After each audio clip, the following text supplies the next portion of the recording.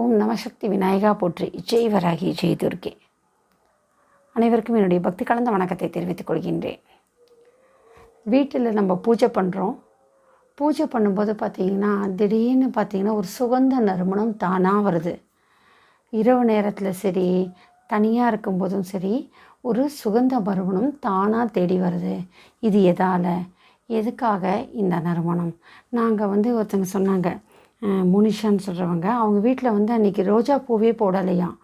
ஆனால் திடீர்னு அந்த ரோஜா வாசனை வருது. ஒருத்தங்க வீட்டில் தாழம்பூவே போடலை, ஆனால் தாழம்பூ வாசனை வருது.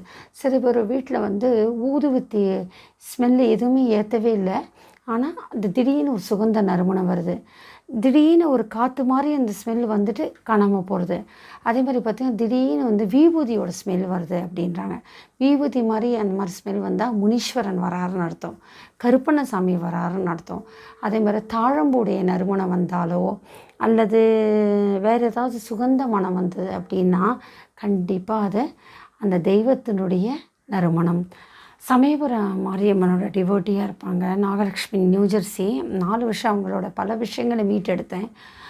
அவங்க சொல்லுவாங்க, அவங்க வீட்டில் தாழம்பூ நறுமணம் வரும் அப்படின்னு சொல்லுவாங்க. பூஜை பண்ணலைன்னா கூட சரி, அம்மன் வந்ததுக்கான அடையாளம் தாழம்பூ நறுமணம் வரும்னு சொல்லுவாங்க.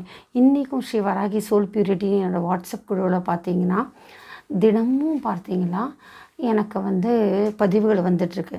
பூஜை அறையில் அந்த வாட்ஸ்அப்போட வாய்ஸ் இருந்தால் போடுறேன், இல்லாட்டி அவங்க டைப் பண்ண மெசேஜ் டேட்டோடு உங்களுக்கு போடுறேன் பாருங்கள்.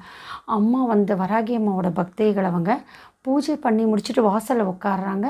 திடீர்னு அவங்க உள்ளே வராங்க, என்ன இவ்வளோ அழகான சம்பங்கி மனம் வருதுன்னு. அதுவும் என்ன கொடுக்குறாங்க, வராகி அம்மா நம்ம எந்த பூ போடலையோ அந்த பூக்கு மாறான ஸ்மெல்லு தான் வருது. ஏன்னா என்ன பூ போட்டோமோ அந்த நறுமணம் வந்தால் நம்மளுக்கு ஆச்சரியம் கிடையாது. நம்ம எந்த பூஜைக்கு போடல, ஆனால் அந்த வேறு நறுமணம் தான் வருது. இது வராகியம்மா நடத்துகிற ரொம்ப அதிசயம். நிறைய பதிவுகள் போன வாரம் வந்திருக்கு என்கிட்ட. அவ்வளோ சிறப்பானது வராகியம்மா செஞ்சுட்டு வராங்க. தெய்வ சக்தி இருந்தால் தான் இதை வரும். முனீஸ்வரன் வந்தார் அப்படின்னு சொன்னால் பார்த்திங்கன்னா சுருட்டு வாசனை வரும். கருப்பண்ணசாமி வந்தார் என்று சொன்னால் அந்த சுருட்டு வாசனை வரும். சில சமயம் பார்த்திங்கன்னா சாராய வாசனை கூட வரும், கற்பூர வாசனை கூட வரும். இந்த மாதிரி சாராய வாசனை, கற்பூர வாசனை அதெல்லாம் வந்தால் ஜடாமுனி நம்ம காக்குறாங்க. கருப்பண்ணசாமி நம்ம முன்னாடி நமக்கு துணையாக இருக்கிறாங்கன்னு நினச்சிக்கோங்க. அதனால் வீட்டில் ஒரு சுகந்த மனம் வருதுன்னு சொன்னால் உங்கள் வீட்டில் தெய்வ சக்தியோட நடமாட்டம் வருது. அதே மாதிரி வீட்டில் மணப்பாம்புன்னு இருப்பாங்க. அவங்க வந்துட்டு போனால் கூட பார்த்திங்கன்னா அந்த வெட்ட வெளியில் தாழம்போட ஸ்மெல் வரும். அந்த ஈஸ்வராகவே சொல்லுவாங்க, தாழம்பு ஒரு மின்னலுக்கு தான் ஒரு தாழம்பு பூக்கும் அப்படின்னு எங்கள் அம்மா சொல்லுவாங்க. அதே மாதிரி பார்த்தீங்கன்னா அந்த அம்மா வந்துட்டு போனாங்க, மணப்பாம்பு அம்மான்னு பார்த்தீங்கன்னா அந்த தாழம்போட நறுமணம் இருக்கும். இன்றைக்கும் நான் பார்த்தேன்னா அந்த உப்புக்கல்லில் சில விஷயம் அடுத்த பற்றி போட மாட்டேன். ஏன்னா அம்மா அங்காளம் பண்ணால் அப்படி தான் உலாவிட்டு போவாங்க. அதனால் வீட்டில் திடீர்னு சுகந்த நறுமணங்கள் வருது அப்படின்னு சொன்னால் அது தெய்வத்தினுடைய அறிகுறி. உங்கள் பூஜையை தெய்வம் ஏற்றுவிட்டார் என்ற அறிகுறி. எப்படி நான் விளக்கில் ஜோதியோட ஒளி வருதோ அந்த மாதிரி தான் இது அறிகுறி. அதே மாதிரி இன்னொருத்தங்க கூட சொல்கிறாங்க, வராகி அம்மாவை சுற்றி திடீர்னு ஒரு நெருப்பு வந்த மாதிரி தெரியுது அப்படின்னு சொல்கிறாங்க. ஏன்னா நான் சமீபமாக பார்க்குற தீப்பாஞ்சி அம்மன், கருமாரி அம்மன் பக்கத்தில், சமீபுரம் அம்மன் பக்கத்தில் தான் வரும், அப்படியே வரும். அப்படி பார்த்தா தீப்பாஞ்சி அம்மன் சொல்லுவாங்க. நம்மள வீட்டில் ஒரு துஷ்ட சக்தி இருந்தால் அவங்க விளக்கும்போது எப்படி வருவாங்க, அந்த தீயின் ரூபமாக தான் வருவாங்க. எனக்கு இன்னொருத்தங்க ஜாதகம் பார்த்தாங்க, ஏமலத்தா அவங்கன்னு சொல்லிட்டு மீனவாக்கம். அவங்க வீட்டில் பார்த்தீங்க அப்படின்னா வராகி அம்மா ரொம்ப உக்கிரமாக இருக்காங்க. அந்த விக்கிரகமே பார்த்தா ரொம்ப கொடுமையாக இருக்குது. ஏமான்னு பயப்படுறாங்க. பயப்படாத, உங்கள் வீட்டில் இருக்க துஷ்ட சக்தி இருக்குது, அவங்க போராடிட்டு இருக்காங்க, அவ்வளோதான். உக்கிர ரூபினியாக இருந்து உங்களை காக்குறாங்க, நீங்கள் பயப்படாதீங்கன்னு சொல்வேன். ரொம்ப அதிசயம் பார்க்குறேங்க. வராகி அம்மாவோட வல்லமை சொல்லி மாளாது. இந்த ஆதிபராசக்தி இந்த அம்மா இருக்காங்க பாருங்கள், அகிலாண்ட பூமியை படைத்திட்ட நாயகி. இன்றைக்கி கலியுகத்தில் நம்மளை மாதிரி நல்லவங்களுக்கெல்லாம் பெருமையாக சொல்லிக்கிறேன். நம்ம நல்லவங்கன்னு பெருமையாக சொல்லிப்போம். உங்கள் எண்ணத்தில் அழுக்காறு இல்லைன்னு சொன்னால் நம்ம நல்லவங்க தான். அடுத்தவங்களுக்கு நம்ம யாருமே கெடுதல் செய்யலைன்னா நம்மனா நல்லவங்க. கேட்டிருக்காங்களாம் பதிவில் ஒருத்தங்க கேட்டிருக்காங்க, அம்மா விளக்கை ஏற்றும் பொழுது அந்த சுடர்லேருந்து பொரியாக பரபரன்னு ஒரு என்ன சொல்கிறது, சரவெடி மாதிரி ஒரு சத்தம் வருது. நான் பூஜை பண்ணும்போது வந்தது அப்படின்னு சொல்லிட்டு. உங்களுடைய தீமைகளை தீயிலிட்டு பொசுக்குகின்றார் அந்த ஜோதி ஸ்வரூபிணி. உங்களை சுற்றி இருக்கிற அந்த தீய சக்திகளை உங்களுக்கு உள்வாங்கி கொண்டு இருக்கிறார். அப்போ தான் அந்த மாதிரி ஒரு சத்தம் வரும். சமீபத்தில் கூட எனக்கு சுற்றி போட்டாங்க. சுற்றி போடும்போது அந்த கற்பூரம் வச்சுருக்காங்க. எல்லாருக்கும் சுற்றிட்டு எங்கிட்ட வரும்போது மட்டும் பார்த்திங்கன்னா அப்படியே பரபரன்னு அந்த கற்பூரம் வந்து அப்படி சவுண்டோட எரிஞ்சுது. அப்போ தான் பார்த்தேன் அந்த தீயானது பொசுங்குகின்றது. அந்த தீயானது என்னிடம் இருந்த திருஷ்டி, எனக்கு வைத்திருந்த தீவினை எல்லாத்தையும் எத்தனை பேரோட கஷ்டங்களை நான் ஏற்று சரி பண்ணுறேன். எனக்கு எத்தனை பேர் இருப்பாங்க.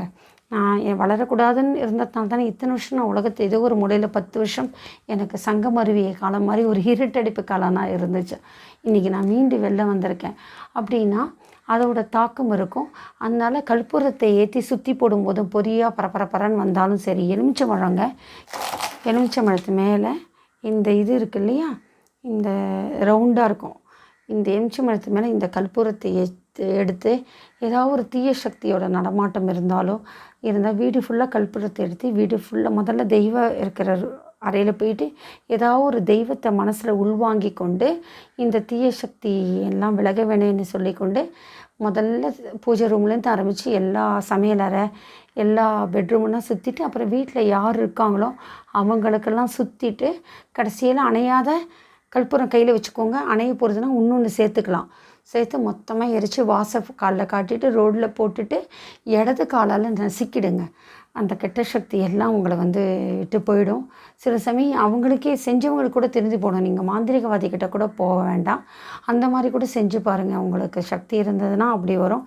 இந்த மாதிரி பண்ணும்போது பார்த்திங்கன்னா இந்த கற்பூரத்தில் வந்து பொரியாக வரும். படன்னு யார் சுற்றுறோமோ அவங்கக்கிட்ட மட்டும் வரும். அப்போது அந்த தீய சக்தின்னா அந்த அம்மா ஏற்றுக்கிறாங்க. அந்த விளக்கு கற்பூர ஒளி ஏற்றுக்கிறதுன்னு அர்த்தம். அதே மாதிரி விளக்கில் திடீர்னு பரபரன்னு வருது அப்படின்னு சொன்னால் கண்டிப்பாக அந்த தீய சக்தி பொசுங்குகிறது. தீயினில் தூசாகும் செப்பேலோ ரெம்பாவை தானே ஆண்டாலே பாடியிருக்காங்க. அதனால் தீமைகள் எல்லாம் தீயிலிட்டு பொசுக்கி விடுவாள் நம்ம வராகினை. நீங்கள் பயப்படாதீங்க. வராகி அம்மா நம்மளை எல்லாம் காக்கட்டும். அவங்க வந்ததுக்கான அடையாளம் இந்த சுகந்த நறுமணம். கண்டிப்பாக பக்தியோட உண்மையான பிரார்த்தனையோட அம்மாவை வழிபடுங்க. கண்டிப்பாக உங்களை காத்து நிற்பாள் என்று சொல்லிக்கொண்டு வழிபடு தெய்வம் நிற்பதை காக்கும் வராகி அம்மா வல்லமையுடன் நம்மளை காப்பாள் என்று சொல்லிக்கொண்டு உங்களிடமிருந்து பக்தியுடன் விடைபெறுவது உங்களிடம்